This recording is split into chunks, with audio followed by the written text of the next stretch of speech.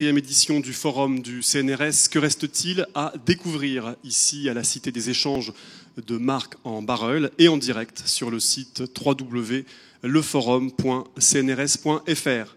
Alors le titre de ce débat, Le centre de la Terre raconté à Jules Verne, 1h30 durant laquelle nous allons nous intéresser à ce qui se passe sous nos pieds, précisément dans le sous-sol de notre planète, de cette croûte rocheuse sur laquelle nous évoluons jusqu'aux profondeurs de la Terre, 6000 km plus bas. C'est donc à une plongée profonde que nous vous convions quand on se souvient que le forage le plus profond jamais réalisé atteint à peine 15 km.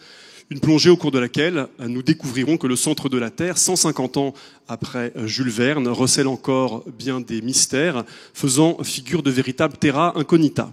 Alors pour nous la faire découvrir, j'ai le plaisir d'accueillir Mathilde Cana. Bonjour. Vous êtes membre de l'équipe Géosciences marines au sein de l'Institut de physique du globe de Paris et vous êtes spécialiste de la lithosphère, c'est-à-dire des plaques qui tapissent le fond des océans. À côté de vous, Marc Chaussidon, bonjour. Bonjour. Vous effectuez vos recherches dans l'équipe Cosmochimie, Astrophysique et Géophysique expérimentale, également au sein de l'Institut de physique du globe de Paris, et vos travaux portent sur la formation du système solaire et des planètes rocheuses, et l'évolution géologique de ces dernières. Enfin, Jean-François Léna, bonjour. Bonjour. Vous êtes chercheur à l'Observatoire de physique du globe de Clermont-Ferrand et au laboratoire Magma et Volcans dans la même ville. Et vous êtes spécialiste des volcans que vous étudiez pour eux-mêmes, pour ce qu'ils nous disent des entrailles de la Terre et vis-à-vis des risques associés. Alors juste avant de démarrer, je précise que des micros circulent dans la salle pour que vous, public, puissiez poser vos questions à nos invités. Et pour ceux qui nous suivent par écran interposé, vous pouvez également participer par SMS au numéro qui s'affiche sur votre écran ou bien via Twitter avec le hashtag ForumCNRS. Alors nous allons commencer avec Jules Verne et son voyage au centre de la Terre, un roman publié en 1864 et qui met en scène un naturaliste, le professeur Otto Lidenbrock, et son neveu, le narrateur du roman, qui, ayant découvert un manuscrit indiquant comment se rendre au centre de la Terre, décide de se lancer dans l'aventure. Alors, si vous vous souvenez, leur voyage débute dans des galeries souterraines sur les flancs du Snæfell, un volcan islandais, ce qui les conduit dans une sorte de monde intérieur, pendant souterrain de notre monde de surface. Et ce voyage, après de multiples pérégrinations au centre de la Terre, se termine par une remontée quelques milliers de kilomètres plus loin par le Stromboli, volcan italien. Alors, disons-le tout de suite, cette description donnée par Jules Verne du centre de la Terre, qui renvoie aux théories scientifiques de la Terre creuse, sont toutes fausses. Est-ce que vous pouvez nous en dire quelques mots, Mathilde Cana, les décrire peut-être, donner le contexte scientifique dans lequel elles sont apparues, et puis les critiquer Oui, alors je suis pas spécialiste d'histoire des sciences, mais quand j'ai été contactée pour ce forum et que on m'a demandé ce qu'il en était de la théorie présentée par Jules Verne dans son livre, j'ai fait un petit peu de recherche et j'ai vu que, en fait, cette histoire de terre creuse avec des mondes souterrains recelant des espèces et des reliques du passé et des choses extraordinaires, c'est quelque chose qui a été initié par le monsieur qui a inventé la comète de Halley à la toute fin du XVIIe siècle. Et ce monsieur, en fait, a se posait la question, alors c'était une démarche scientifique vraiment intéressante, il se posait la question de l'origine du champ magnétique de la Terre. Et il a proposé qu'en fait, ce champ magnétique était lié à la rotation d'une sphère elle-même magnétique au centre de la Terre, et que entre cette sphère et l'écorce sur laquelle nous vivons, il y avait un espace qui décrivait à cette époque-là, on parlait beaucoup d'éther, donc il le décrivait comme rempli d'éther. Et ça, c'était à la toute fin du XVIIe. Et puis cette idée de terre creuse a immédiatement rencontré l'imagination de romanciers. Et en fait, à partir du moment où elle a été proposée dans un papier scientifique par Edmond Halley, pour essayer d'expliquer le champ magnétique terrestre. Elle a été reprise dans tout un tas de romans, en particulier plusieurs romans français du début du XVIIIe siècle, un ou deux romans allemands, et toujours avec l'invention de bêtes et de mondes souterrains extraordinaires. Et franchement, il semble que Jules Verne se soit beaucoup inspiré de ces romans du début du XVIIIe, et que plus personne, à l'époque où il a écrit, ne pensait sérieusement que la Terre était creuse dans le milieu scientifique. Donc il faut voir l'œuvre de Jules Verne comme une œuvre de romancier et pas du tout comme une œuvre de vulgarisation scientifique. Donc en tout cas fondée sur des théories scientifiques qui sont bien antérieures au roman. Oui, et qui étaient tout à fait démenties par l'expérience au moment où il l'a écrit. Alors par ailleurs, il y a toujours de la science dans les romans de Jules Verne, même si elle s'appuie sur des théories antérieures à l'écrit. Et au sein du Voyage au centre de la Terre sont discutées à plusieurs reprises par les deux héros les théories sur la chaleur de la Terre. Alors là aussi, tout est faux, mais le débat pour autant est intéressant. Est-ce que vous pouvez nous en dire quelques mots, Jean-François Léna, peut-être ? Oui, alors le problème de la chaleur de la Terre donc, passe d'abord par la nature de la Terre, qui était, donc on vient de l'évoquer. Et ensuite, la chaleur de la Terre, on s'y est intéressé parce qu'on savait, parce qu'on voyait bien que la température augmentait dans les mines, etc. Donc on avait une petite idée d'un gradient géothermique. Et on s'y est surtout intéressé, des gens comme Buffon et Kelvin, pour essayer de déduire l'âge de la Terre au travers de son refroidissement. En fait, quelqu'un comme Buffon, donc c'était avant la Révolution, avait fait de l'expérimentation analogique, c'est-à-dire qu'il faisait refroidir des sphères en acier et il essayait de voir un peu comment ça évoluait, de transposer ça à la Terre et d'essayer de déduire un âge de la Terre au travers de son refroidissement. Ce qu'a fait Kelvin, Lord Kelvin, c'était plus en avance, puis c'était au milieu du 19e siècle.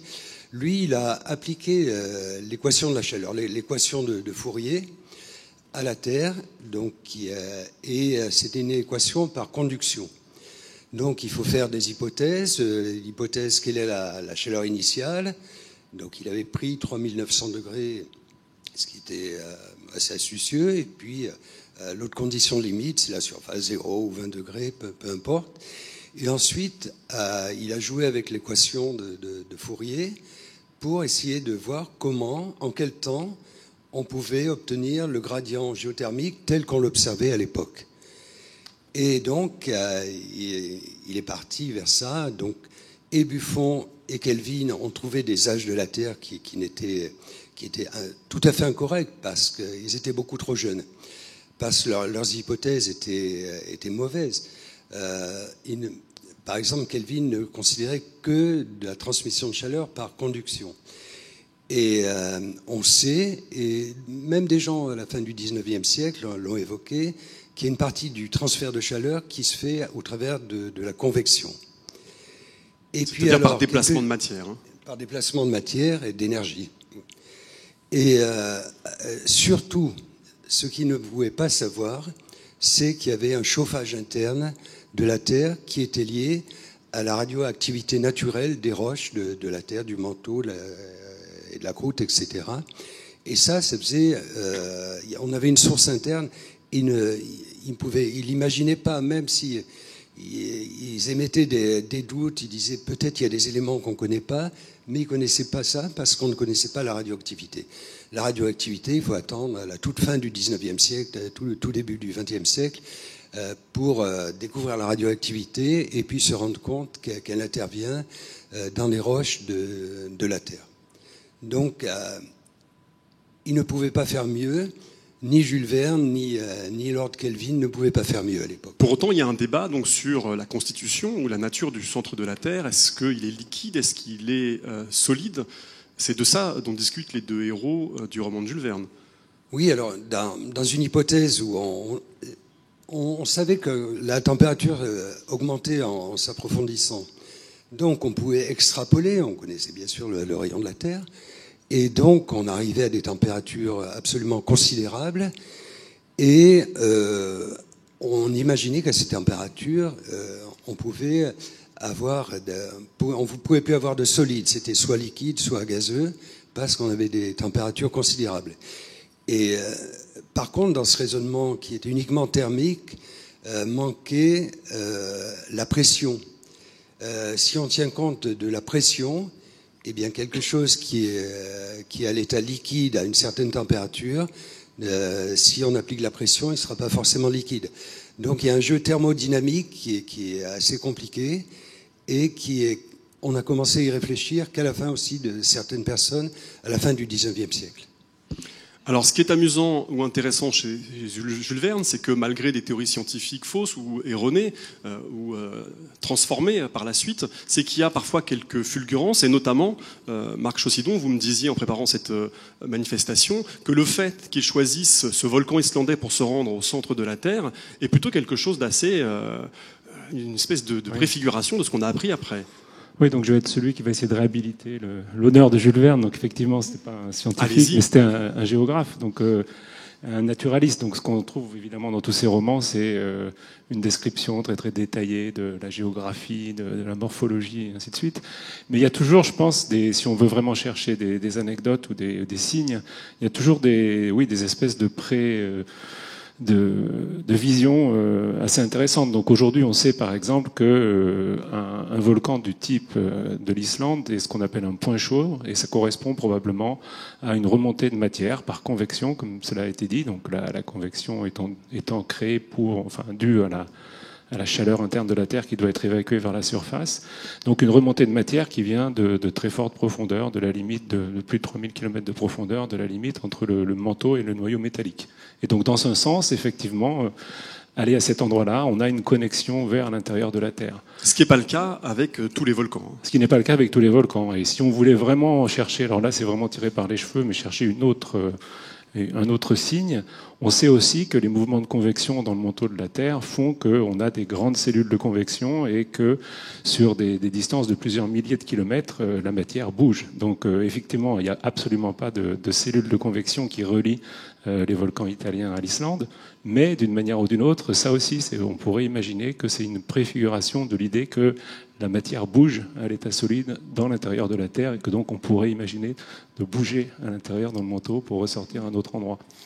Moi, je crois que c'est donner beaucoup de crédit à Jules Verne, d'autant plus qu'en fait, dans ma petite recherche préalable sur les antécédents de cette idée de terre creuse, je me suis rendu compte que les romans qui ont été faits au début du XVIIe, donc en reprenant l'idée d'Edmond Halley, ces romans, en général, font entrer dans la terre creuse par soit le Groenland, soit la Norvège, soit les pays nordiques. Hein.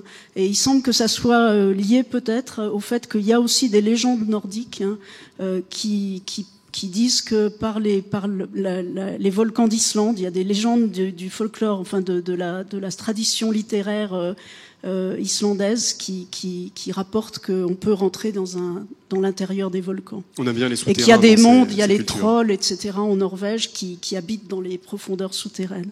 Voilà. Marc Chaussidon. Ouais, mais pour continuer à défendre Jules Verne, donc Jules Verne n'a fait que plagier ces romans du XVIIe. On peut aussi prendre un autre exemple que moi je trouve qui m'a toujours très très étonné, qui est dans le roman de La Terre à la Lune, qui est écrit un siècle avant l'émission Apollo pour aller sur la Lune, et où il y a une carte et où Jules Verne dit que la fusée qui ira sur la Lune décolle de Cap Canaveral. Et il l'avait prédit un siècle à l'avance, simplement en réfléchissant que ça coûterait très cher, donc ce devrait être le pays le plus riche du monde qui le ferait, donc les États-Unis, que pour céder de la vitesse de rotation de la Terre, il faudrait être dans une zone équatoriale, et qu'ensuite c'était un peu dangereux, donc il faudrait choisir une zone dans les États-Unis près de l'équateur où il n'y a personne. Et il avait fait une carte de la Floride, il avait dit que la fusée serait tirée de Floride. Et il a eu raison, et c'était une fusée avec 3 personnes à l'intérieur, donc il y avait un chien aussi, donc ça c'est pas tout à fait la réalité. Et elle retombait dans la mer, et il y a un dessin aussi assez extraordinaire, on voit la capsule triangulaire qui flotte sur l'eau avec un bateau à côté, et des gens qui viennent chercher les astronautes. Donc il y a quand même des fois des préfigurations assez étonnantes. Et son talent de géographe, en tout cas sur c'est ça qui l'a aidé. Décision pour le lieu de lancement. Mathilde Canin, vous étiez dans le rôle de la critique de Jules Verne, mais vous vouliez aussi le réhabiliter, en ce sens que même si les hypothèses discutées sont avérées fausses par la suite, ce que vous dites, c'est que le roman, qui met en scène donc des discussions scientifiques, là, on y voit vraiment la manière dont la science, selon vous, se fait. Hein. Oui, j'ai trouvé intéressant, en relisant le roman, de voir à quel point il y avait de longs passages qui sont des discussions et qui ont un format, même si souvent les hypothèses discutées sont fausses. Alors parfois c'est et plus du tout discuté dans la par les scientifiques de cette époque-là. Il y en a quand même qui sont, comme l'a rappelé Jean-François, qui étaient des hypothèses qui étaient en cours de discussion dans la communauté scientifique à l'époque où il écrivait son roman. Et ce qui m'a paru vraiment intéressant, c'est que ce format-là de conversation, de discussion, je crois que c'est vraiment le format par lequel se fait la science de la façon la plus, ou au moins qu'elle se concrétise en hypothèse et en concept. C'est dans la solitude du laboratoire ou de l'ordinateur, on peut aller tester et trouver des données pour tester des hypothèses, mais les hypothèses, elles se construisent par la conversation et les échanges qu'ils ont en disant ben oui, et alors, mais comment est-ce possible si c'est creux, comment peut-on expliquer le gradient géothermique, et l'autre qui répond, etc. C'est une démarche. Ça décrit une démarche scientifique. Ça m'a paru intéressant. Et l'important, c'est pas tant que les hypothèses soient fausses, voire même les conclusions, mais la démarche, quoi. Oui, c'est-à-dire que la démarche permette de montrer que les hypothèses sont fausses. Ce qui, en l'occurrence, n'est pas le cas dans le roman. Alors, on va mettre quelques instants Jules Verne de côté, puisqu'on a dit que les théories scientifiques sur l'intérieur de la Terre qui étaient défendues dataient du siècle qui précède l'écriture du roman. Jean-François Lainez, est-ce que vous pouvez nous faire un point, et ça permettra de mesurer le chemin parcouru sur ce que l'on savait du centre de la Terre au milieu du 19e siècle? On n'en savait rien, mais rien du tout. On avait quand même une idée sur la densité globale de la Terre, donc ça donnait des contraintes, puisqu'il y avait la croûte terrestre sur laquelle on était, on pouvait estimer les densités, et on pouvait imaginer des modèles de distribution de densité qui faisaient que la Terre arrivait à la densité globale qu'elle a. Donc, on n'en savait rien. Et il faudra vraiment attendre le XXe siècle. Vous voulez que j'aborde peut-être nous dire pourquoi est-ce qu'on n'en savait rien, parce qu'on est quand même à une époque où on commence à découvrir le système solaire. Là, on parle de ce qui se passe sous nos pieds, c'est quelques milliers de kilomètres. Oui. Qu'est-ce qui fait que jusqu'à très récemment, et on va y revenir après dans le détail, on n'en sait rien? Pour en savoir quelque chose, il faut avoir des données. Donc, à l'époque du 19e siècle, même si on savait que les roches volcaniques, bien sûr, venaient de l'intérieur de la Terre, mais on ne savait pas de quelle profondeur. Les granites étaient reconnus comme des roches magmatiques, mais on ne savait pas de quelle profondeur il s'agissait. Donc entre 100 km et 6000 km, il y a une très grande différence. Et sans données, on peut pas avoir d'hypothèse correcte. Donc il a fallu attendre qu'on ait une certaine vision qui soit donnée par des ondes, en l'occurrence des ondes sismiques, pour qu'on commence à avoir quelques données qui puissent fixer comment était l'intérieur de la Terre. Alors on va y revenir après en détail sur cette sismologie, encore très très importante aujourd'hui. Juste pour bien mesurer le chemin parcouru, peut-être que c'est le moment de décrire à gros traits ce que l'on sait aujourd'hui de la structure de la Terre. 1850, on n'en sait rien. Aujourd'hui, si on fait une coupe, qu'est-ce qu'on trouve sous nos pieds depuis la surface jusqu'au centre? Alors qui veut se lancer parmi vous? Marc Locédon? Moi, je veux bien, mais... vous pourrez compléter, évidemment. Des autres. Alors, je pourrais compléter en ce qui concerne ce qu'a apporté la sismique. Oui. Alors, par exemple, il faut éclairer la Terre avec quelque chose. Nous, avec nos yeux, on voit vers le nanomètre, on voit des petits objets, mais on ne peut pas voir des plus petits, on ne peut pas voir un atome. Et par contre, les séismes, ce sont des ondes qui éclairent, ils passent dans la Terre, donc elles éclairent la Terre. Par contre, il fallait qu'on ait des instruments, des sismomètres, sismographes, pour mesurer ça. Et ces instruments sont apparus pratiquement depuis le début du XIXe siècle, mais la maturité a commencé à se faire fin du XIXe et début du XXe. Et au début du XXe, on a eu, je crois, quelqu'un qui s'appelait Oldham, vers 1903, qui a, à partir de données sismiques, donc à partir de données, il a réfléchi et il proposait déjà qu'il y ait une Terre à deux couches, hein, la couche sur laquelle on est, puis une couche plus rapide, plus dense, plus profonde. Quelque chose qu'on connaît, on croit que c'est acquis depuis toujours, le MOO, c'est 1906, je crois, que Morovici a proposé l'existence du MOO, donc la base de la croûte. Ensuite, donc la base de la croûte, c'est-à-dire la limite entre la croûte et ce qu'on appelle aujourd'hui le manteau. Le manteau supérieur. Ensuite, alors j'espère ne pas me tromper dans les dates, ce n'est que vers 1920-1930 qu'on a compris qu'on avait une partie liquide dans le noyau. Et puis en 1936, quelqu'un a découvert qu'il y avait la graine du noyau. Et je crois que cette graine, donc, qui correspondait à des réflecteurs des ondes sismiques, puisque les séismes éclairaient la Terre, et chaque fois qu'il y avait une interface avec une différence de vitesse, et ben ces ondes étaient réfractées, réfléchies, etc. Et on pouvait réfléchir à où étaient ces interfaces qui structuraient la Terre.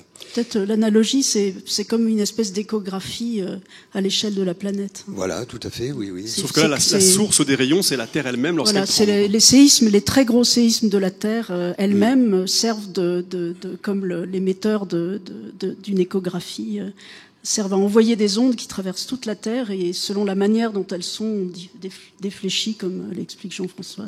Et on les détecte à différents endroits du globe. Et après, donc elles ont emprunté des chemins différents depuis le point de départ jusqu'à ces différentes arrivées. Et c'est de ça qu'on peut ensuite déterminer la structure. Donc on disait, donc pour résumer, donc on a cette croûte, quelques dizaines de kilomètres au-dessous, on a le début du manteau. Voilà. Le manteau qui est constitué, il est solide, il est liquide, il est... Le manteau, non, tout est solide sauf l'extérieur du noyau dans la Terre. Et sauf à de très rares endroits où on peut avoir un peu de fusion partielle, mais on pourra en discuter. Mais ceci dit, donc, on connaît les grandes structures de la Terre, croûte, manteau, noyau, que depuis un siècle ou quelques décennies, parce que je crois qu'on a établi vraiment que la graine était solide qu'au début des années 60, il restait du flou. Donc, en fait, ce qu'on prend comme acquis, parce qu'on est habitué à avoir les coupes de la Terre, ça a été acquis que récemment, et en grande partie par la sismologie. Mais il y a d'autres domaines qui sont greffés, comme les études pétro-géochimiques, dont Marc on va y revenir après. Peut nous parler, puisque juste pour continuer un petit peu sur cette composition de la Terre interne, hein, donc il y a ce manteau liquide, lui il est constitué de quel type de matériaux? Alors c'est pas donc il y a la croûte, ensuite le manteau. La différence entre les deux, une différence de composition chimique. Donc les roches n'ont pas la même composition chimique. Disons, pour simplifier, la croûte est plus riche en éléments tels que le calcium, l'aluminium, le potassium, le sodium. Le manteau, en gros, est constitué de magnésium, de fer, de silice et d'oxygène. L'élément, 50% de la matière est de l'oxygène.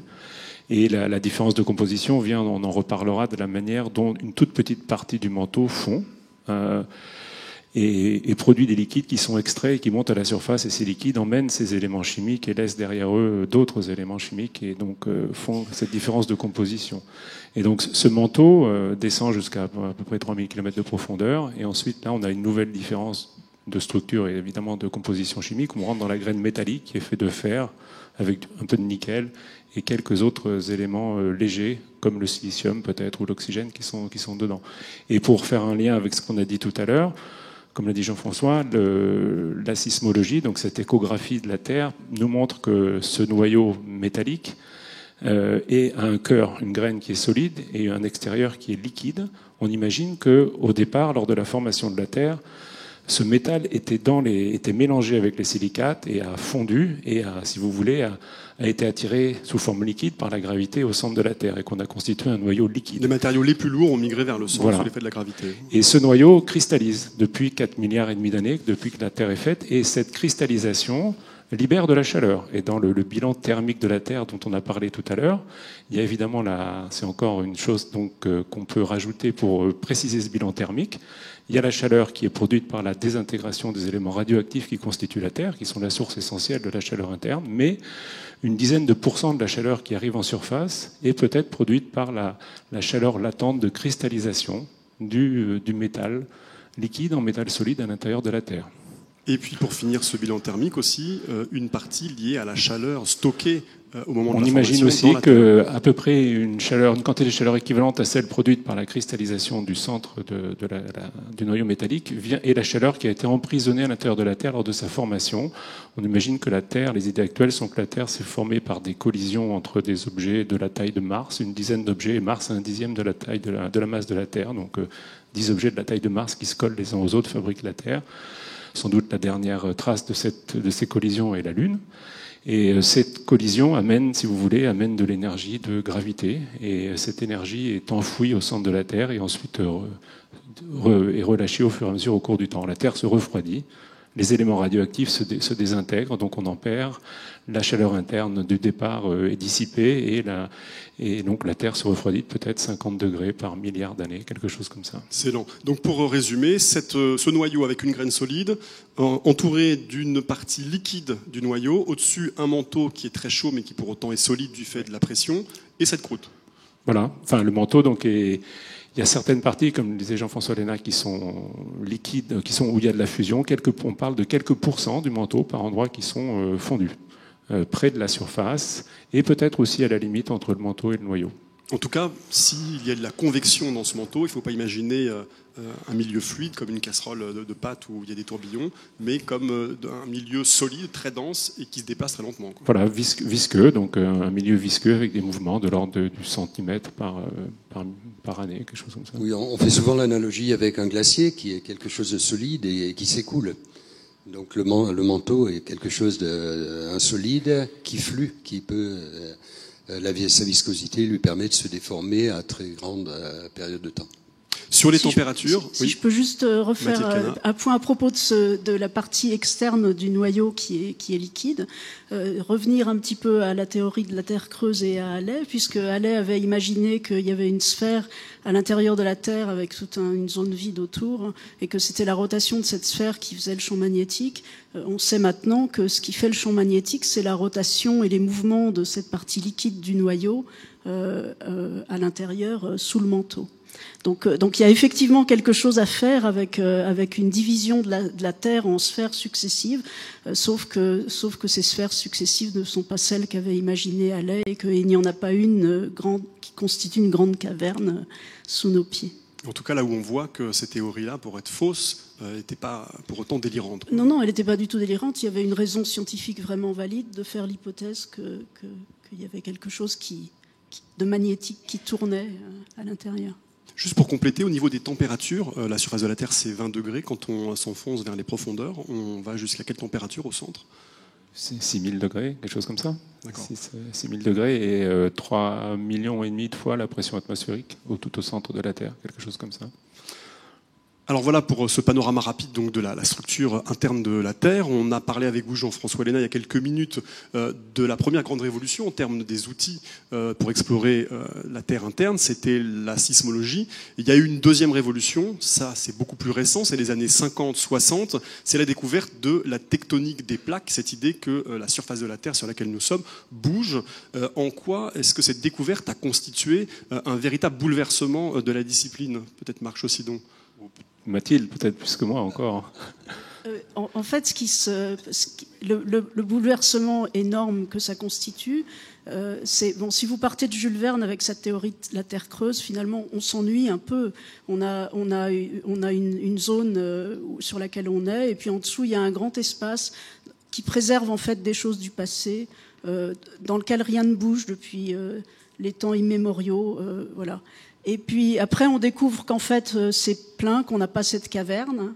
Et puis, avec la tectonique des plaques, en fait, on se rend compte que notre Terre est une terre rocheuse, mais dynamique, animée de mouvements très importants, qui ne concernent pas seulement l'écorce terrestre sur laquelle nous vivons, mais qui font que l'écorce terrestre est recyclée, on parle de recyclage, mais est avec des constantes de temps qui, bien sûr, à notre échelle, sont très grandes, mais à des constantes de temps de plusieurs centaines de millions d'années. Tout ce qui est formé à la surface peut se retrouver jusqu'à la base du manteau à cause de ce processus de déplacement des plaques, puisqu'on n'arrête pas de créer de la nouvelle plaque à la surface de la Terre et de l'enfoncer dans les zones de subduction. Et certaines des zones de subduction, c'est avéré, emportent des roches de la surface de la Terre avec des sédiments, avec de l'eau, etc., vers l'intérieur du globe. Oui, donc c'est ça. Donc c'est cette tectonique des plaques, dont ces mouvements dont parle Mathilde, proviennent en fait de la dissipation de la chaleur. Le moteur de ça, c'est l'évacuation de la chaleur interne de la Terre, qui se fait par convection, puisqu'on a une zone chaude qui est en bas et une zone froide qui est en haut. Donc cela crée des mouvements de convection, et c'est ces mouvements de convection qui en fait vont être à l'origine de la fusion même d'une partie du manteau, puisque donc, comme ça a déjà été dit, donc l'équilibre, la nature physique d'un matériau dépend de sa position dans un diagramme qui compare, qui met sa température en fonction de sa pression. Et donc, ces mouvements de convection se font de telle sorte que, en fait, les mouvements sont plus rapides que la manière dont la chaleur peut être évacuée. Donc, les roches montent en gardant à peu près leur température, mais la pression diminue. Et en diminuant la pression, on va pouvoir à ce moment-là les faire passer de l'état solide à l'état liquide. Elles vont commencer à fondre partiellement. Et ensuite, ce sont ces liquides qui vont migrer vers la surface et fabriquer la croûte. Et donc, on accumule depuis 4,5 milliards d'années une partie de ces liquides qui fabriquent la croûte à la surface de la Terre, la croûte des continents ou la croûte qui est le fond océanique. Une partie de cette croûte est redétruite en profondeur dans les zones de subduction, mais une partie flotte et reste à la surface et s'accumule au cours du temps. On pense que les continents qu'on a actuellement ont commencé à être créés il y a plus de 4 milliards d'années, et il y a 2,5 milliards d'années avaient déjà atteint à peu près 50% de la masse, du volume qu'on connaît actuellement.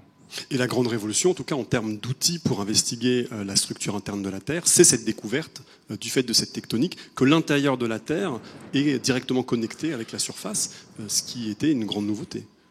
Oui, bien sûr. Donc la manifestation de tout ça, évidemment, en surface, la manifestation physique, c'est les plaques, leur mouvement, la tectonique des plaques. Et sinon, évidemment, on a à travers le volcanisme, et Jean-François Léna en parlera beaucoup mieux que moi. Il viendra après, oui. Et en fait, avec cette théorie de tectonique des plaques, on passe d'une Terre en 1D ou 2D, avec des enveloppes homogènes les unes au-dessus des autres, à une Terre en 3D, parce qu'on imagine bien que s'il y a ces mouvements de plaques, etc., ces différentes couches concentriques ne sont pas homogènes. Et c'est un des défis qui est actuellement bien pris à bras-le-corps par les sismologues en particulier. Maintenant, on va vers une 3D de la Terre, et on ne se contente pas d'enveloppes concentriques. Et puis on ira vers une 4D, bien sûr, pour surveiller l'évolution de ces choses. Alors je propose qu'on prenne un petit peu de temps pour détailler cette tectonique des plaques, en tout cas à quelle réalité matérielle ça renvoie. Vous avez évoqué les zones de subduction, de dorsale océanique. Est-ce que vous pouvez, l'un ou l'autre, nous faire un peu comme ça un panorama des éléments essentiels de cette tectonique des plaques? Peut-être Mathilde Cana. En fait, oui. Donc, le fait qu'il y ait ces mouvements de convection dans le manteau de la Terre, qui sont liés au fait que la Terre a envie d'évacuer sa chaleur le plus efficacement possible. En gros, c'est une même roche, si elle est chauffée, elle devient moins dense que quand elle est plus froide. Et donc, tout ce qui est réchauffé vers la base du manteau va avoir tendance à remonter et à fondre, comme l'expliquait Marc. Et ce mouvement entraîne les plaques, crée des zones dans lesquelles les plaques vont se séparer, et du coup il va y avoir de nouvelles surfaces de plaques qui vont se former dans ces espaces. Et comme la Terre, contrairement à ce que certains ont pu proposer, et certains un peu originaux proposent encore, la Terre n'augmente pas de volume, et donc tout ce qui se crée à un endroit doit s'enfoncer à un autre. Et donc on a les dorsales d'un côté qui forment une chaîne qui essentiellement de volcanisme et de tectonique qui fait à peu près 60 000 km tout autour du globe, donc qui entoure en gros toutes les masses continentales qu'on connaît, et un certain nombre de zones d'enfoncement des plaques qui forment les zones de subduction, qui font par exemple tout le tour du Pacifique, depuis la Californie jusqu'au Japon, les Philippines, etc. Et puis il y en a d'autres à plusieurs endroits du globe. Donc des zones de création de matière qui sont les dorsales, qui correspondent... Et les zones d'enfoncement qui sont les subductions. Et il faut rajouter à ça aussi le fait que parfois, quand une subduction devient trop enthousiaste, elle fait disparaître complètement l'océan dans lequel elle s'est créée, et les deux continents qui étaient raccrochés à ces océans se rentrent dedans, et donc une partie importante de la tectonique des plaques, c'est aussi la formation des chaînes de montagnes. Vous vouliez ajouter quelque chose? Non.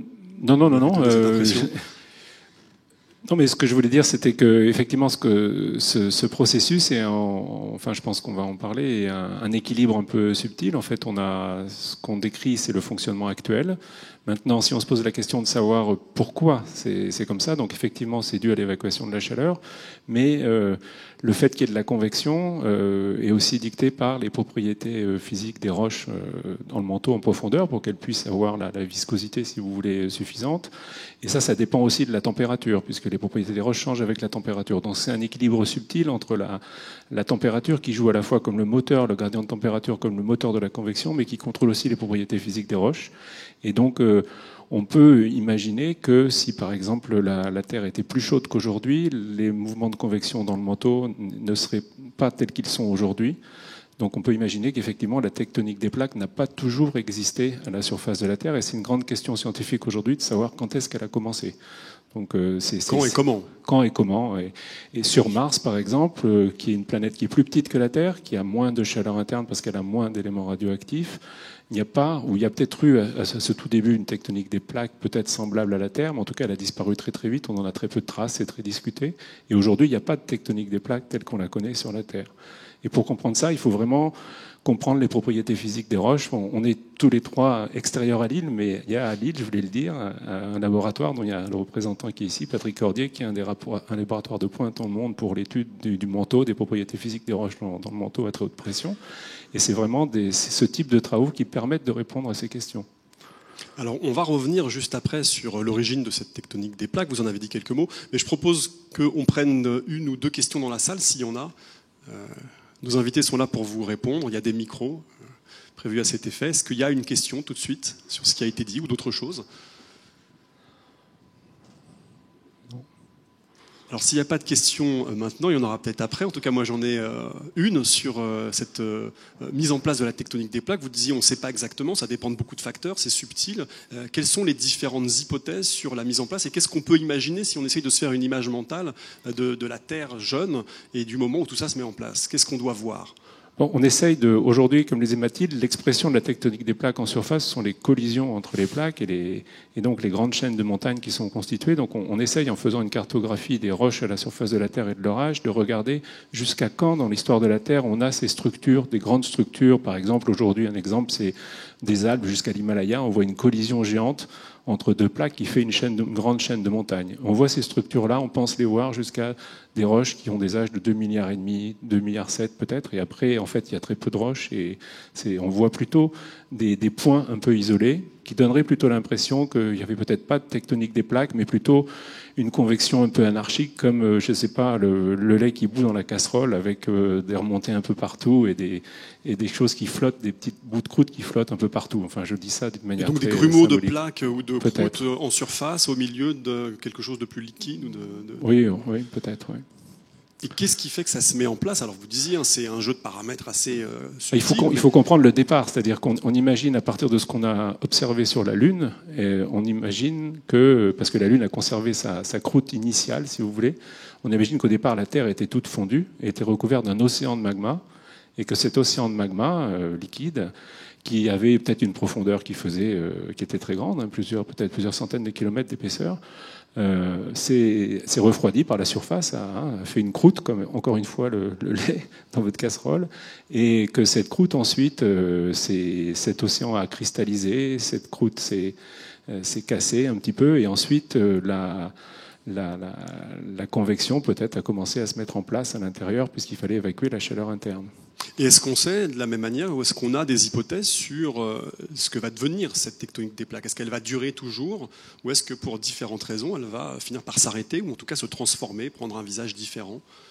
Qui veut tenter quelque chose? Jean-François Léna? Non, je suis pas un expert, Mathilde plus que moi, mais bon, c'est quelque chose avec une grande inertie, donc je sais pas si on a imaginé l'après-tectonique des plaques, je sais pas, tu le sais, Mathilde Cana? Non, je sais pas. C'est clair que si ça se refroidit, ça va devenir plus difficile de bouger. Par ailleurs, il y a des idées assez intéressantes qui émergent. C'est un peu dans la suite de ces histoires. On passe d'une vision statique, hein, où on commence par avoir des idées fausses sur ce qu'il y a dans cette sphère, hein, et puis on commence à avoir des idées de plus en plus précises sur ce qu'il y a dans cette sphère, et puis on s'aperçoit que cette sphère bouge et que les différentes enveloppes de cette sphère sont en communication les unes avec les autres. Il y a des résultats très intéressants en ce moment qui sortent parce qu'on commence à avoir des données sismiques bien mieux résolues pour aller très profond, et on voit des choses très intéressantes, par exemple à 3000 km de profondeur à la frontière entre le noyau et le manteau. On commence à voir qu'il y a des interactions, des échanges entre le métal fondu du noyau externe et le manteau inférieur. De la même façon, les gens qui s'occupent plutôt de géologie sédimentaire et de biologie en fait commencent à voir qu'il y a de plus en plus, et même d'altération des roches, hein, donc plutôt des processus qui sont à la frontière entre la biologie et la géologie et qui concernent vraiment notre enveloppe la plus externe, là où vraiment nous vivons. On s'aperçoit de plus en plus qu'il y a un effet du vivant sur des processus comme l'altération des roches, ou sur simplement la production de petits organismes qui vont après se déposer et former des sédiments. Ces sédiments s'accumulent sur les plaques, hein, qui vont rentrer en subduction, qui peuvent emporter une partie de ce carbone, etc., à l'intérieur de la subduction. Donc il est possible qu'en fait, le fait que la vie existe sur notre planète ait aussi un impact sur ce qui va être piégé sur la modification de la composition du manteau terrestre. Hein. Et donc ça peut éventuellement avoir un effet qui peut-être les générations futures vont découvrir que ça a en fait un effet, parce qu'encore une fois, comme disait Marc, c'est des équilibres rhéologiques, c'est-à-dire de mécanique des roches qui sont très subtils, hein, et qui peuvent être affectés par des modifications de cet ordre-là. Donc on voit vraiment maintenant la planète avec toutes ces enveloppes, plus seulement l'enveloppe solide, mais l'océan interagit avec l'enveloppe solide, l'atmosphère interagit avec l'océan et avec le continent, la façon dont les petites bestioles aident à éroder les roches permet d'expliquer les grands dépôts sédimentaires. Enfin, il y a toute une dynamique. Et pour continuer en fait ce que dit Mathilde, enfin, on peut faire une analogie entre la convection dans le manteau avec la convection qu'on connaît dans une autre enveloppe terrestre qui est celle qui est l'océan. Donc ça marche exactement de la même manière, c'est-à-dire que les courants océaniques sont liés au fait que de l'eau froide au pôle Nord qui est dense s'enfonce. Donc c'est l'analogie avec les plaques qui sont froides qui s'enfoncent. Et donc si quelque chose s'enfonce, quelque chose doit remonter. Donc les eaux se réchauffent dans les zones équatoriales et reviennent. Donc ce qui fait les courants marins. Donc par exemple le Gulf Stream. Et dans le cas de l'océan, le problème de l'arrêt de la convection est quelque chose qui est discuté, puisque c'est un des scénarios catastrophiques qu'on peut imaginer avec le réchauffement climatique. Se refroidit d'un coup, voilà. quoi. Donc on peut imaginer qu'avec le réchauffement climatique, changer la température de surface de quelques degrés seulement va changer le bilan thermique et va arrêter la convection.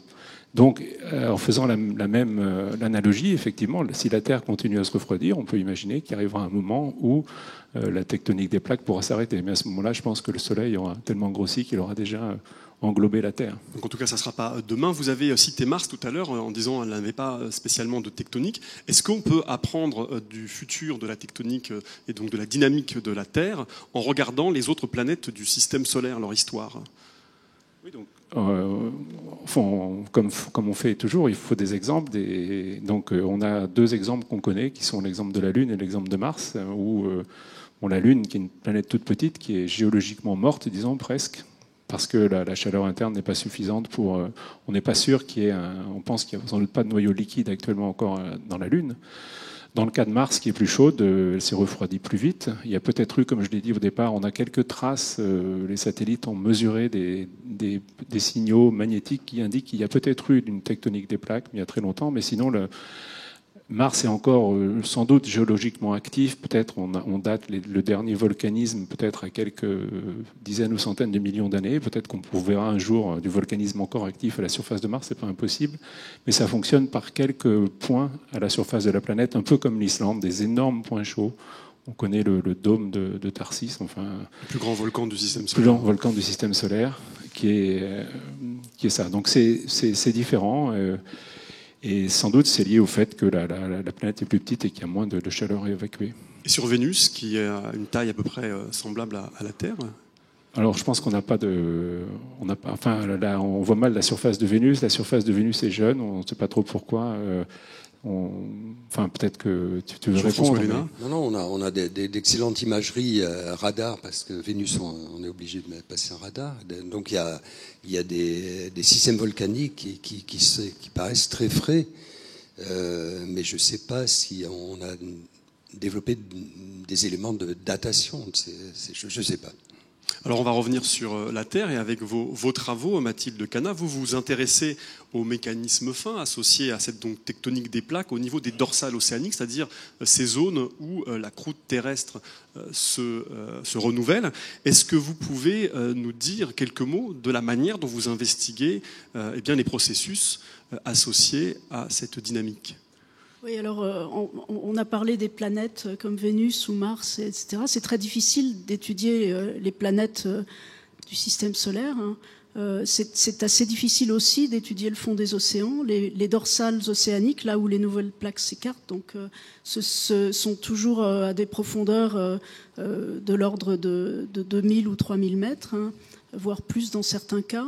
Donc on ne peut pas avoir une vision directe, on ne peut évidemment pas aller s'y balader, on doit adopter soit des méthodes qui sont indirectes, qui s'apparentent d'ailleurs aux méthodes qu'on utilise pour sonder le centre de la Terre, des méthodes sismiques, des méthodes d'imagerie acoustique où on envoie des ondes, encore une fois une méthode du style de l'échographie. Et puis, si on veut faire une étude plus précise, on doit y aller en sous-marin ou envoyer des robots sous-marins. Et ces sous-marins ou ces robots sous-marins voient à une très petite distance autour d'eux, donc on est assez limité. Donc ça, c'était le préalable. Et qu'est-ce qu'on étudie précisément ? En fait, on étudie les plaques quand elles s'écartent. Elles s'écartent par des failles et aussi par énormément de volcanisme. Donc, le fond de l'océan Atlantique est composé d'une chaîne de volcans qui va du nord au sud. C'est des chaînes de volcans. Et un troisième mécanisme qui en fait a été découvert au milieu des années 70 et qu'on appelle l'hydrothermalisme et qui, encore une fois, est un mécanisme qui permet d'évacuer de la chaleur. En fait, les problèmes d'équilibre thermique dans l'évolution de tout ce système Terre, c'est très très important. En fait, on s'est rendu compte, on croyait aussi, un peu comme les chercheurs du 19e siècle qui essayaient de modéliser la température de la Terre en imaginant que la chaleur s'évacuait par conduction. eh ben, au tout début, quand on a découvert la tectonique des plaques et les dorsales, dans les années 60, les gens calculaient des modèles thermiques, donc ils imaginaient quelle était la chaleur à quelques kilomètres sous l'axe de la dorsale, en utilisant des modèles de transmission de chaleur par conduction. Et puis on a découvert en fait ces sources hydrothermales sous la mer, qui sont des oasis avec une vie très, très spéciale. Et de l'eau chaude qui sort, donc, et de l'eau chaude qui sort et qui résulte de circulation d'eau de mer qui rentrent et qui font des convections, puisque l'eau de mer froide qui est plus dense s'enfonce dans les fissures, va se réchauffer dans une zone plus chaude à quelques kilomètres. Là, on ne parle pas de 6000 km, on parle plutôt entre 2 et 10 km, et remonte. Et ce mécanisme est très, très efficace pour transférer la chaleur. Et donc, c'est du coup un mécanisme très important à étudier. Et c'est un mécanisme qui est chaotique, parce que l'eau circule assez vite. Les vitesses de circulation de l'eau dans la croûte, quand elle, dans les zones où ça remonte, ça peut aller jusqu'à plusieurs mètres par heure, voire plusieurs mètres par seconde à l'endroit où ça sort précisément du fumeur. Donc c'est des mécanismes qui peuvent aller très vite, et du coup on doit les étudier on ne peut pas les étudier juste en y allant une fois et en prenant un échantillon. On doit installer des instruments au fond de la mer pour suivre leur comportement sur plusieurs mois, voire plusieurs années. Et justement, depuis quelques années, vous avez développé un observatoire sous-marin au niveau des dorsales atlantiques, au large des Açores. Est-ce que vous pouvez nous décrire un petit peu cet observatoire d'un genre un peu particulier? Donc c'est un site qui est sur la dorsale atlantique à une journée de mer au sud des Açores, et qui est en fait tout à fait analogue à un observatoire qui existe sur un volcan terrestre, sauf qu'il est à 1700 mètres de fond, donc ça pose tout un tas de problèmes d'accès évidemment, et de préservation des instruments, parce qu'il faut bien les conditionner pour qu'ils résistent. Mais c'est tout à fait analogue. On a des sismomètres, on a des capteurs de température, etc. Que vous avez déposé au fond de la mer à 1700 mètres de profondeur. On dépose chaque année avec un robot sous-marin. Enfin, chaque année, on vient les récupérer pour les maintenir à bord du bateau. Et puis ensuite, on les remet avec le robot sous-marin. Et les données sont maintenant accessibles sur un site web, d'ailleurs, que chacun peut consulter. Bon, c'est un petit peu abscon, je dois avouer. C'est pas très grand public, mais j'espère qu'un jour ou l'autre, on arrivera à en faire un site un peu plus. En tout cas, via Internet, accessible. On peut aller regarder tous ce qui se passe au fond de la mer à 1700 mètres. De la même manière qu'on pourrait aller sur un site d'un des observatoires volcanologiques. Voilà. Et vous disiez l'importance de cet hydrothermalisme sur les mécanismes de formation de croûte. Du coup, ces observations nous disent quoi précisément de l'impact de cet hydrothermalisme, ou pour le dire en creux, si jamais il n'avait pas cours, comment est-ce que cela modifierait la manière dont se passe cette formation de plaques au fond de la mer? En fait, s'il n'y avait pas d'hydrothermalisme, la croûte qui serait formée serait beaucoup plus chaude. Ça aurait certainement tout un tas de conséquences, mais je dirais qu'il est là, donc on n'a pas à se soucier de ce qui se passerait s'il n'y était pas. Par contre, une chose dont on ne s'est pas suffisamment rendu compte jusqu'à maintenant, et ça commence à sortir parce que, alors c'est encore une histoire de conversation. C'est souvent la conversation entre des gens de disciplines un peu différentes. Et nous qui travaillons sur l'hydrothermalisme des dorsales, on sait depuis des années que les fumeurs hydrothermaux transportent de grandes quantités d'éléments chimiques dans l'eau de mer. Puisque en fait ces fluides ne se chargent pas seulement en chaleur quand ils se réchauffent à 3 ou 10 km de profondeur, mais ils dissolvent un peu la roche aussi, et en particulier ces métaux, et ensuite ils en déposent une partie sur le chemin, et ils en déposent une partie à l'endroit où ils sortent, mais ils sont toujours très noirs quand ils sortent, c'est pour ça qu'on les appelle des fumeurs. Et on ne s'est jamais beaucoup intéressé au devenir de ces espèces chimiques au sortir des fumeurs. Et on commence à le faire parce que de plus en plus, les océanographes qui travaillent sur la chimie des océans se rendent compte qu'en fait, tout un tas de paramètres importants de la chimie des océans, et en particulier la composition en fer des océans, est largement influencée par les sorties de fluides hydrothermales. Donc on est en train de développer toute une interface où on va commencer à essayer de comprendre ce qui se passe de ces espèces chimiques quand elles sortent. Est-ce qu'elles précipitent? Est-ce qu'elles se complexent? Et quel est le rôle de la biologie dans cette complexification aussi, qui permet d'être transporté par les courants très loin? Donc il y a toute une branche de recherche qui est très intéressante. En tout cas, cette idée que la composition même des océans est très largement dépendante de toute cette activité, toute cette dynamique qui se passe dans les entrailles de la Terre. Qui n'existerait pas s'il n'y avait pas de tectonique des plaques. Donc encore une fois, on est dans le mode planète vivante, planète dynamique. Alors vous, Jean-François Lénat, de votre côté, donc vous êtes spécialiste des volcans de points chauds, on en a dit quelques mots tout à l'heure. Est-ce que vous pouvez nous replacer ce type de volcanisme dans le volcanisme en général et dire leur importance ou leur intérêt pour étudier les couches parmi les plus profondes de la Terre interne? Oui, donc Marc a évoqué le fait que le volcanisme de points chauds prélève des échantillons très profonds dans la Terre, probablement jusqu'à l'interface du manteau et du noyau. Et en fait, je reviens 2 minutes sur la sismologie, parce que ça va nous intéresser pour ces basaltes des points chauds. La sismologie est passée, comme j'évoquais tout à l'heure, en 3D, c'est-à-dire au lieu, on voit des différences dans ces couches concentriques. Par exemple, si on parle de convection, ça veut dire qu'à un endroit c'est chaud et ça remonte, et qu'à un autre endroit c'est froid et ça descend. Et la sismologie permet de visualiser ces hétérogénéités de vitesse, et on voit qu'on a 2 grands systèmes convectifs, un dans le manteau inférieur et un autre dans le manteau supérieur. Celui du manteau supérieur est très bien corrélé avec la dérive des continents, la tectonique des plaques dont on a parlé. Et dans le manteau inférieur, donc entre 600 km et 3000 km, 2900 3000 km, eh bien on voit qu'on a une convection qui se fait à partir de l'interface manteau-noyau. Et on a à l'échelle de la planète 2 énormes cellules de convection qui dominent toutes les autres et qui indiquent qu'on a des anomalies thermiques, et ces anomalies thermiques vont se propager vers le haut, transporter de la chaleur et de la matière, et éventuellement donner lieu à un volcanisme qui est alimenté par des laves qui ont une autre nature que les laves qui sont générées dans les rides médio-océaniques, qui dépendent de la convection du manteau supérieur.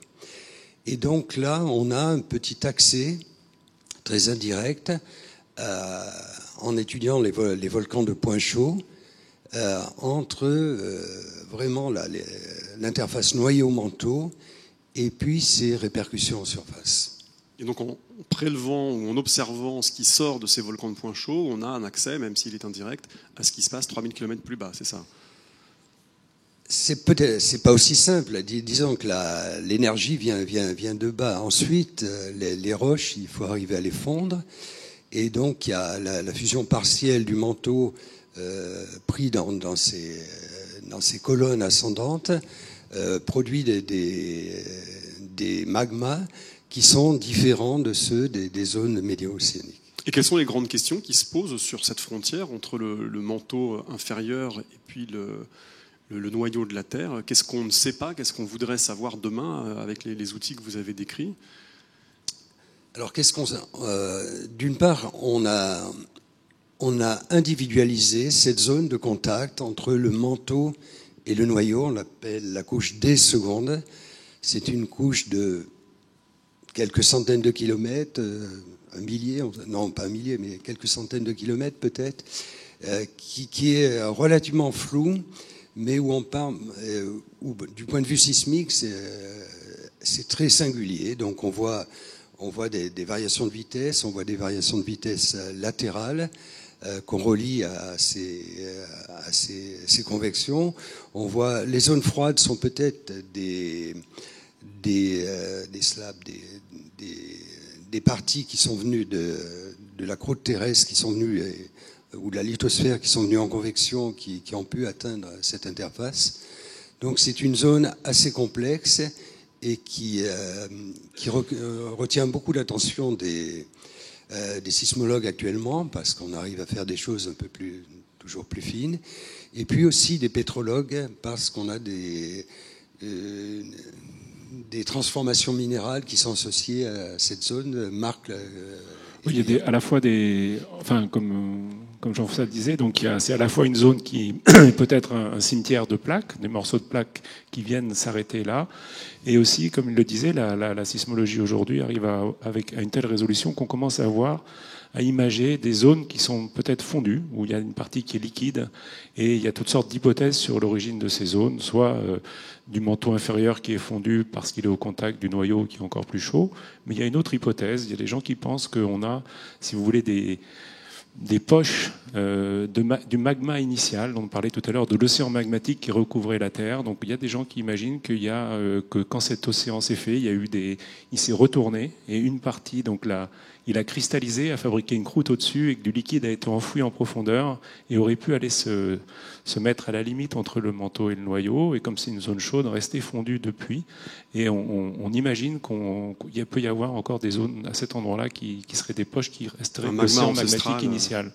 Et on cherche, comme disait Jean-François, on cherche à comprendre les interactions qu'il y a entre quelle est l'origine de ces remontées, de ces points chauds, et on n'est pas totalement démuni, on n'a pas que la sismologie à notre portée, on a aussi la composition chimique des roches, et par exemple, donc, le noyau est constitué d'éléments métalliques, le fer et le nickel, et il concentre aussi toutes sortes d'éléments qu'on appelle des éléments qui aiment le métal, qu'on appelle sidérophiles, disons le platine, l'or, tous ces éléments précieux, parce qu'ils sont en très faible proportion dans la croûte, c'est parce qu'ils sont dans le noyau de la Terre. Ils ont été emmenés par le noyau, par coupellation dans le noyau, et donc on cherche dans les laves qui sortent au niveau des points chauds des concentrations anormales de ces éléments qui pourraient venir justement de la limite manteau-noyau.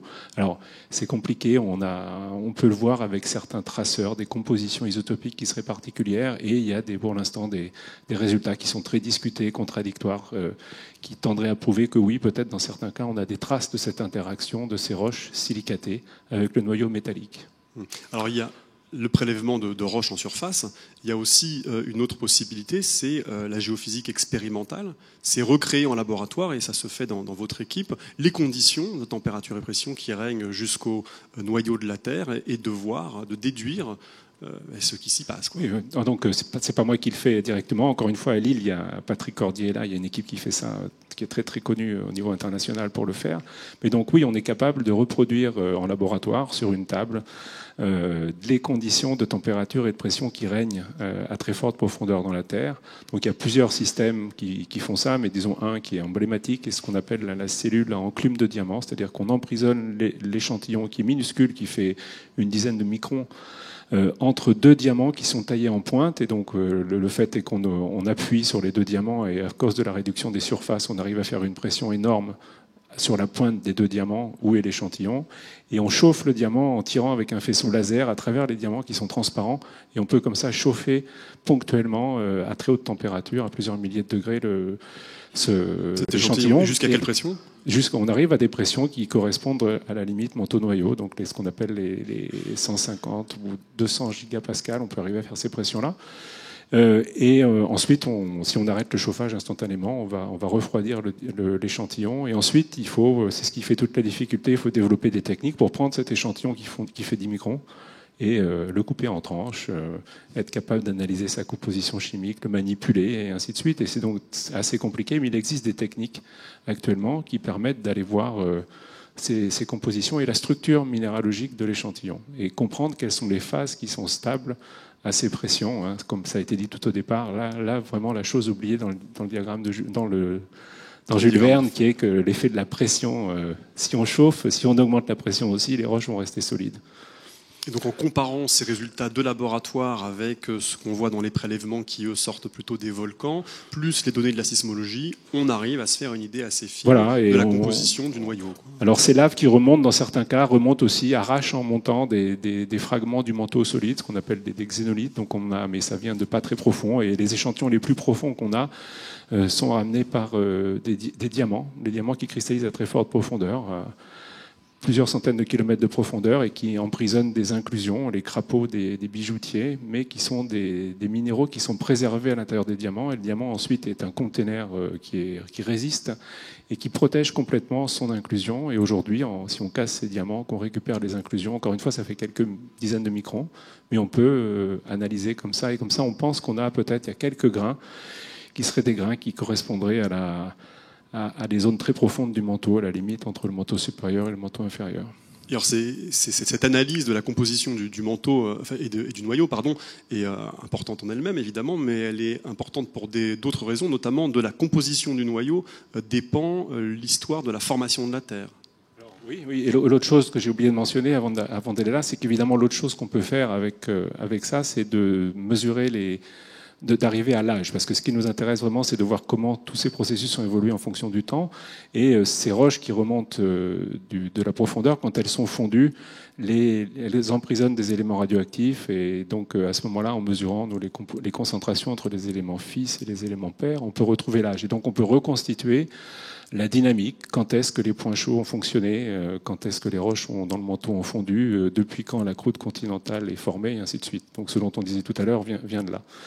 Mais sinon, oui, la deuxième partie de votre question, c'était de comprendre à partir de ces compositions quelle était l'histoire de la Terre. L'histoire de la Terre, oui. Donc, reposez-moi votre question parce que oui, là, j'ai dévié. Je voulais savoir si, en analysant la composition du noyau, et il me semble que c'est ce que vous m'expliquiez en préparation, oui, bien sûr, que l'on peut déduire des hypothèses sur le scénario de formation de la planète. Quoi. Voilà, donc les grandes questions, on comprend à peu près par des expériences justement de simulation numérique ou expérimentale que le noyau métallique s'est formé par la différenciation de roches silicatées. Au départ, les roches qui formaient la Terre contenaient peut-être du métal exprimé sous forme métal, mais sinon le fer était dissous dans les silicates. Et donc la formation de la Terre, on imagine que ça se fait dans des conditions réduites et à haute température. Donc on fait de la sidérurgie et on sépare le métal qui coule au centre de la Terre. Mais beaucoup de questions se posent sur les conditions dans lesquelles on fait ça. Par exemple, si on fait ça dans des conditions qui sont plus ou moins réductrices ou pas, à quelle pression ça se fait, et tout ça ça change quoi? Ça va changer les éléments en trace, si vous voulez, qui vont, en plus du fer et du nickel, être présents dans le noyau. Et donc, la seule manière de faire ça, c'est de faire des expériences, comme on l'a dit tout à l'heure, et de regarder quels sont les éléments qui se solubilisent dans le noyau métallique, et d'essayer de voir quelle est la composition fine du noyau, en plus du fer et du nickel. Et c'est aussi très important pour faire coller les observations de l'échographie, de la sismologie, avec la composition du noyau, parce qu'il y a pour l'instant, si on utilise ce qu'on sait de la composition du noyau métallique, et si on utilise ça pour modéliser la propagation des ondes sismiques, on a une différence avec ce qui est observé. Et cette différence nous dit que sans doute la composition du noyau n'est pas uniquement ce que l'on croit, du fer et du nickel, et qu'il y a d'autres éléments dedans, pour peut-être 5 ou 10%. Et ces éléments-là nous diraient, si on les connaissait, nous diraient les conditions dans lesquelles la Terre s'est formée. Ce qu'on ne sait pas encore. Donc, ce qu'on ne sait pas parfaitement, bien sûr. Est-ce qu'il y a des questions dans la salle sur ce point? Monsieur, puis ensuite monsieur de l'autre côté. On va vous apporter un micro. Oui, donc le noyau joue un rôle important dans le magnétisme terrestre. Je voulais savoir un petit peu quelle était la dynamique, quoi, le mouvement. On dit que le noyau tourne. Mais comment il tourne et éventuellement la rotation de la Terre, est-ce qu'elle joue un rôle aussi dans l'interaction noyau-manteau et dans le magnétisme? Donc, qui veut répondre sur la dynamique du noyau et puis le lien avec le champ magnétique de la Terre? Je vais bien commencer, mais encore une fois, c'est pas du tout mon domaine. Mais donc oui, c'est très complexe et il n'y a pas de. Je vais répondre en disant déjà qu'on n'a pas de réponse. J'ai pas de réponse définitive à vous donner. On imagine, on sait qu'il y a de la convection dans le noyau liquide autour de la graine solide, que c'est ce qui est à l'origine du champ magnétique terrestre. On sait que ces mouvements de convection s'arrêtent, changent de sens, que le champ magnétique de la Terre change de polarité. Il y a des inversions du champ magnétique terrestre qu'on mesure dans les roches des fonds océaniques, puisqu'on voit que leur aimantation change. Ces changements de convection sont instantanés à l'échelle de l'histoire de la Terre. On imagine que le champ peut s'arrêter en l'espace de quelques années et la Terre peut rester sans champ magnétique pendant quelques années. Si ça se passe, ce sera une catastrophe énorme pour la Terre, puisqu'évidemment à ce moment-là, tous les satellites qui sont en orbite ne seront plus protégés du vent solaire. On peut imaginer qu'on va détruire tous nos satellites en orbite et que ça peut être même la fin de notre civilisation. Sans même parler des satellites, on se prendrait nous aussi sur la tête. Nous aussi, oui, bien sûr, mais nous, ça prendra un certain temps qu'on développe des cancers. Par contre, vos cartes bleues ne fonctionneront plus dans les distributeurs et les téléphones portables non plus instantanément. Mais donc ça, c'est ça. Mais la dynamique totale du noyau est très complexe. On imagine, par exemple, je vous ai dit au départ que la graine solide provenait de la cristallisation du noyau liquide. En fait, il y a des articles très récents qui montrent que c'est plus compliqué que ça. On imagine même qu'en fait, cette graine se fond et recristallise, qu'il y a un côté du noyau où elle est en train de fondre, un côté où elle est en train de cristalliser. Donc c'est quelque chose qui évolue en fonction du temps. Et l'autre chose, évidemment, que je veux rajouter, c'est qu'on ne sait pas qu'est-ce qui initie ce mouvement de convection dans la graine liquide. On essaye de le faire. Il y a à Grenoble une équipe qui a monté une expérience avec du métal liquide. Alors c'est du sodium liquide qu'elle fait tourner, justement, pour essayer de voir dans quelles conditions la convection se déclenche dans ce métal liquide. Et en couplant ça à des modélisations d'hydrodynamique, essayer de comprendre. Mais on n'a pas pour l'instant de réponse. Alors on verra venir l'inversion du champ magnétique terrestre parce que c'est corrélé à un changement de l'orientation du champ, donc du pôle magnétique, et une diminution de l'intensité du champ magnétique. Donc on sait, en ayant étudié ça dans les roches, qu'on le verra venir peut-être un millier d'années à l'avance ou quelques siècles à l'avance. On dit parfois qu'on est à l'orée d'une phase d'inversion. Je pense que quand on discute avec les gens qui sont vraiment spécialistes, disent que non. Donc ce serait bien de dire que oui, parce que ça donnerait beaucoup de crédit à la géologie. Des articles de presse. Oui, voilà. Mais je pense que non, on n'est pas à l'orée à l'échelle du siècle d'une inversion magnétique. Mais sur une échelle géologique. Oui, à l'échelle géologique, oui. Donc à l'échelle de quelques siècles ou du millier d'années, oui, bien sûr, on en connaîtra une autre. Oui. Donc, en tout cas, juste pour rebondir, on a parlé de l'évacuation de la chaleur comme mécanisme de mise en mouvement de tout ce qu'il y a dans l'intérieur de la Terre. Il y a aussi la question de la rotation. Et c'est ça que vous avez mis en avant concernant les mouvements du noyau et de la graine. La rotation de la Terre plus que la chaleur à évacuer. Oui, donc ça joue aussi. Mais alors après, là, je suis assez incompétent pour vous répondre. Mais évidemment que ça joue aussi. Un complément peut-être de réponse, Jean-François.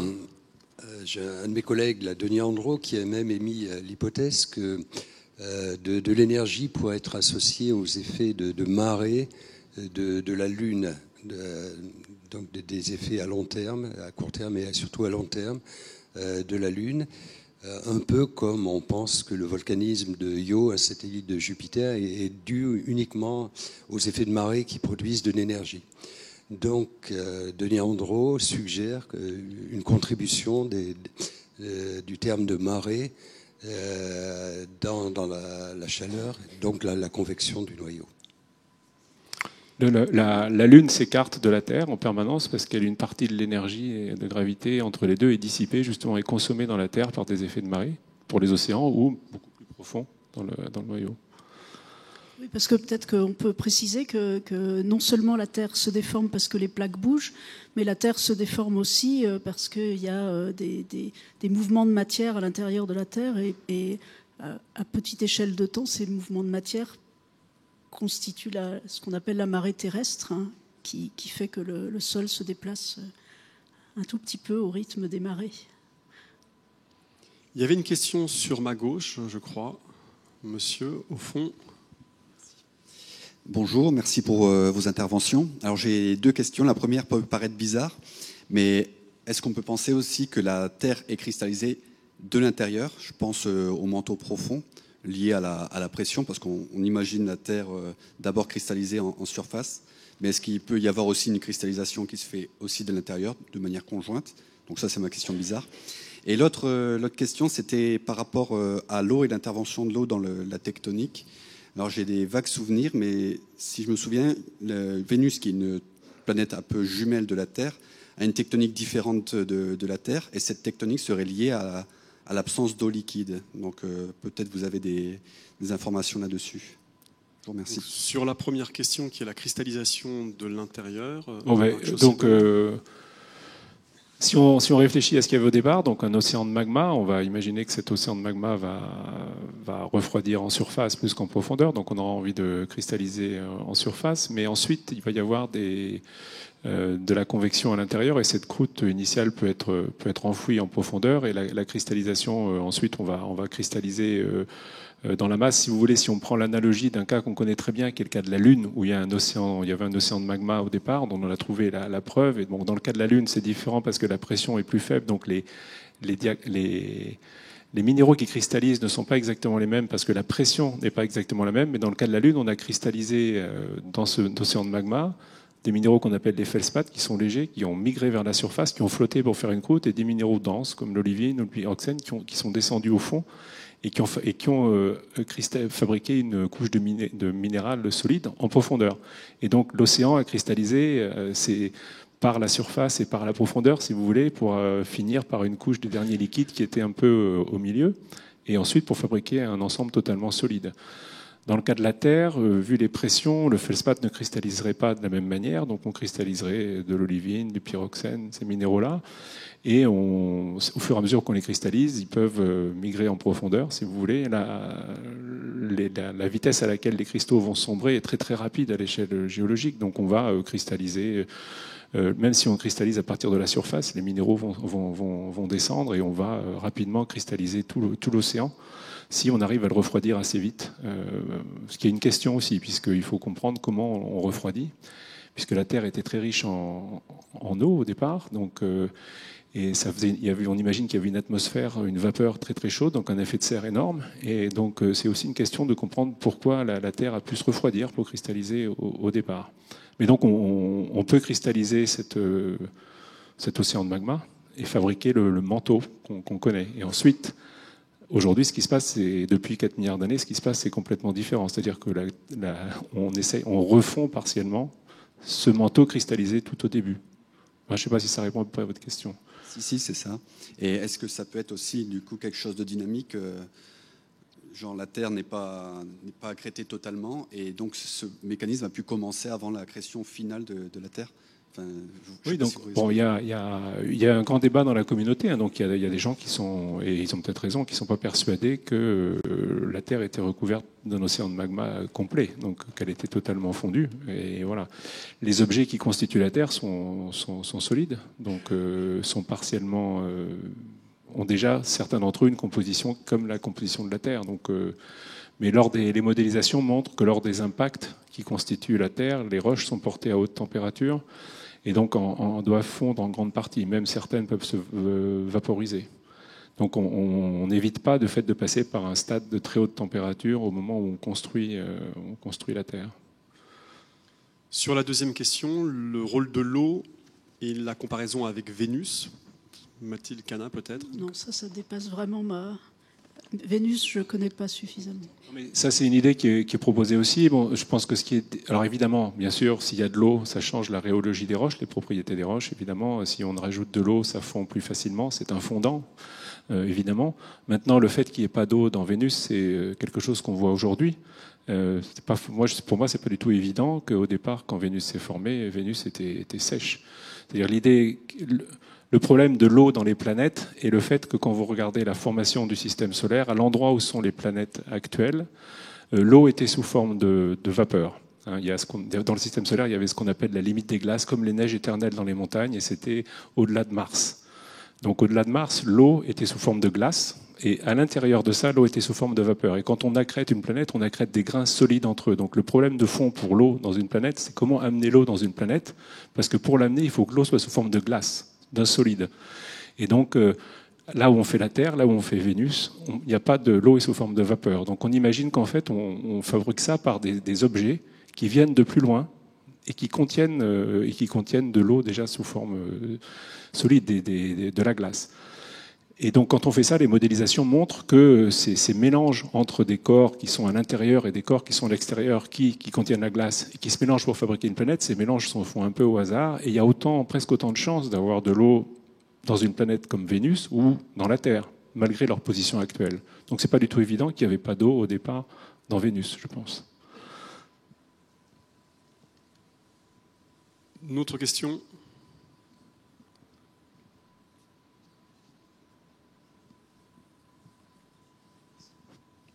Mathilde Canin évoquait tout à l'heure l'influence des organismes biologiques sur la dynamique terrestre et la structure.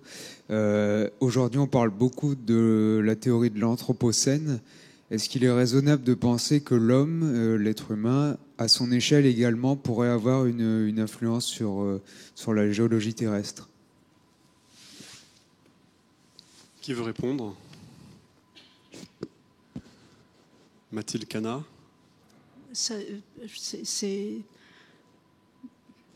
J'ai pas de réponse sur immédiate, mais certainement dans la mesure. Vous disiez que où...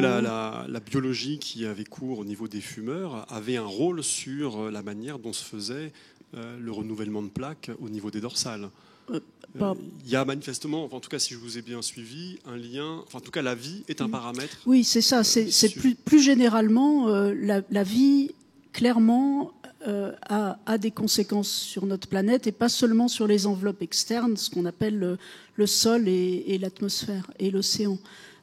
Ces implications pour les couches rocheuses, pour les zones rocheuses, sont en train d'être découvertes maintenant. Et c'est clair que nous, en tant qu'animal humain, on a en ce moment un impact sur ces couches externes qui est absolument énorme, hein, et qui est...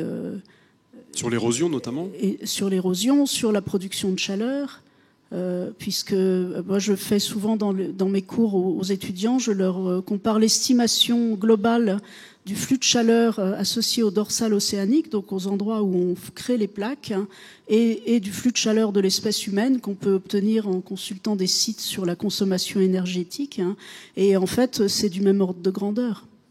Donc l'espèce humaine dégage autant de chaleur, si ce n'est plus actuellement, parce que mes chiffres datent déjà d'il y a quelques années, dégage plus de chaleur que l'ensemble des dorsales du globe. Hein. Donc c'est évident qu'on a un impact, mais je pense qu'on est en train de commencer à l'étudier. On a un impact sur, à mon avis, oui, c'est ça, sur ce qui se passe en surface, hein, sur l'environnement. Si on imagine que des géologues, dans 200 millions d'années, s'ils font un forage, ils verront ce qui sait pas qu'il y a eu, ou quelqu'un d'autre, hein, je ne sais pas qu'est-ce qu'il y aura sur Terre, s'il y a de la vie dans 200 millions d'années, mais ils verront qu'il y avait une couche particulière où il s'est passé quelque chose. Je ne pense pas que ce qu'on fasse modifie le fonctionnement de la Terre interne. Les énergies mises en jeu à ce moment-là ne sont plus les mêmes. Mais sur tous les processus de surface, oui, bien sûr. Parce que la question qui est posée, c'est est-ce que dans 200 millions d'années, des géologues, devant comprendre ce qui s'est passé pour expliquer la couche qu'ils sont en train d'étudier, est-ce qu'il faudra introduire la présence de l'homme comme paramètre fondamental? Ça, c'est évident. Mais effectivement, la question de savoir si l'impact qu'on peut avoir sur... Encore une fois, là où on affecte l'intérieur de la planète, c'est par exemple avec les taux de sédimentation, la quantité de sédiments qui vont s'introduire dans les zones de subduction. Tout ça, c'est des phénomènes qui sont sur des temps très très longs. C'est des phénomènes qui se font sur des temps de plusieurs millions d'années. Donc c'est certainement difficile à étudier. Si nos activités affectent le climat, qui en retour affectent les taux de sédimentation, qui font que, etc., ou changent les espèces animales, par exemple, si on imagine qu'on a un océan totalement acide, on va déposer moins de micro-organismes carbonés, carbonatés au fond des océans. Donc, mais tout ça, c'est des... Bon, moi, je pense que, comme dit Marc, au stade où on en est, on mesure encore mal cet impact. On mesure mal cet impact, et le mesurant mal, on a plutôt tendance à penser que sur vraiment les enveloppes internes, il va être relativement limité. Et à l'inverse, on dit des fois que la géophysique interne, que la tectonique des plaques a eu un rôle extrêmement important sur la mise en place de la vie sur la Terre. Est-ce qu'il y a des éléments de réponse sur cette question aujourd'hui, ou des controverses? Non, il y a une idée simple qui est que la tectonique des plaques, on peut, en modifiant la paléogéographie, si vous voulez, la topographie de la surface, peut fournir des environnements, genre des zones de mer peu profondes où la vie peut se développer plus facilement. L'autre idée est que la vie a besoin de nutriments, d'éléments chimiques particuliers, que ces éléments sont fournis par les roches qui arrivent du manteau par fusion partielle et qui fabriquent les continents et leur altération. Donc il y a obligatoirement un lien entre ces processus internes et la vie, oui. Maintenant, l'apparition de la vie, on n'a pas de... Enfin, il y aura une table ronde là-dessus, je pense, tout à l'heure, mais... donc je ne vais pas commencer à en parler. Mais il y a un lien entre les deux, quoi. Oui, donc il y a obligatoirement un lien. Donc certaines personnes imaginent, par exemple, que s'il n'y a pas de vie sur Mars, c'est peut-être parce qu'il n'y a pas eu de tectonique des plaques. Et donc, mais bon, ça, on rentre vraiment à nouveau dans les romans que pour écrire un Jules Verne d'aujourd'hui. Y a-t-il encore une question dans la salle? On a le temps pour en prendre une. Si on n'a pas, moi j'aurais une dernière question. Est-ce que, après tout ce qu'on a dit, alors on a déjà quelques éléments de réponse, mais est-ce que la Terre vous semble être une planète singulière dans le système solaire et peut-être même au-delà vis-à-vis de sa géophysique interne, ou est-ce que c'est une bonne vieille planète rocheuse comme elle doit se comporter? Est-ce qu'on a des... Est-ce qu'elle est normale? Jean-François Lénard? Non, c'est assez philosophique comme question. Alors, allons-y. Non, mais on a la chance de vivre dans un système solaire avec plusieurs planètes rocheuses, telluriques. Et donc, on fait de la planétologie comparée entre le développement de ces planètes, et ce qui nous permet de voir les lois générales de la constitution des planètes et les spécificités des planètes en fonction de leur distance au Soleil, leur masse, leur composition, leur rayon, tout ce qu'on peut imaginer. Donc la Terre n'est qu'un des échantillons du système solaire qui a son fonctionnement à cause de ses caractéristiques. Alors moi, je ne suis pas d'accord. Je pense que c'est vraiment un bijou absolument incroyable et que c'est lié au fait que la Terre, enveloppe solide, est totalement liée avec les enveloppes superficielles dans lesquelles il y a le foisonnement de la vie. Enfin, je suis persuadée qu'on va découvrir de plus en plus des interactions entre le minéral et le vivant, et le fait que notre planète qui bouge sans cesse crée sans cesse de nouveaux environnements qui certainement forcent l'évolution et stimulent. Donc je pense que pour l'instant, personne n'a encore découvert de planète équivalente à la nôtre, où que ce soit. Ça se saurait. Ça se saurait. Marc-José Domon, vous voulez ajouter quelque chose pour finir? Non, ça se saurait, mais ça risque de se savoir assez vite parce qu'a priori, on commence à avoir les moyens d'en trouver maintenant. Il n'y a plus de biais observationnels et donc on devrait, dans les 10 ans qui viennent ou 15 ans qui viennent, avoir un échantillonnage de planètes extrasolaires terrestres situées dans la zone habitable autour de leur étoile. Et donc après, se poser la question de savoir comment on serait capable de détecter s'il y avait de la vie dedans, mais il y a des idées du genre, par exemple, sur Terre, l'oxygène de l'atmosphère est produit par la vie, et ce n'est pas totalement impossible d'imaginer qu'on mesure par spectroscopie la composition de l'atmosphère de ces planètes. Et donc on peut imaginer de chercher si certaines d'entre elles contiennent de l'oxygène dans leur atmosphère. Et à ce moment-là, ça pourrait être un argument pour indiquer qu'il y a peut-être de la vie. À suivre. Voilà, c'était le mot de la fin. Merci Mathilde Canam, Marc Chaussidon et Jean-François Lénard d'avoir été avec nous. Merci à vous, public, pour votre attention, pour vos questions. Le forum du CNRS continue toute la journée jusqu'à 18h ce soir. Passez une bonne journée. Au revoir.